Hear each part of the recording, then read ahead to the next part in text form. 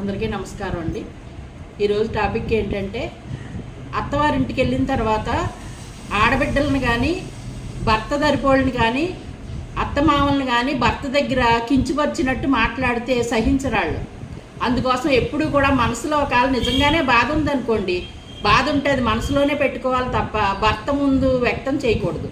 ఎందుకంటే వాళ్ళ మనుషులను అన్నారు అనే ఒక ఈగోతో భర్తలోని ఒక రకమైన భావం కలుగుతుంది. అది కలగకుండా చూసుకోవాలంటే నేర్పరితనం ఉండాలి. నేర్పుగా ఉంటేనే ఓర్పుగా ఉండి నేర్పుగా ఉండి సంసారం చక్కబెట్టుకోవాలి. అటువైపు వాళ్ళని కించపరిచినట్టు మాట్లాడితే మళ్ళీ మన వైపు వాళ్ళు ఆడపిల్ల వైపు వాళ్ళని వాళ్ళు కించపరిచి మాట్లాడతారు. అది గొడవ పెద్దదవుతుంది. గొడవ పెట్టుకోవటానికి కాదు కదండి జీవితం అంటే. 100 ఏళ్ళు పంట. ఏ రకంగా అయితే మన జీవితాన్ని పండించుకోవాలి, మన సంసారాన్ని అభివృద్ధి చేసుకోవాలి, పిల్లా పాపలతో చల్లగా సంసారం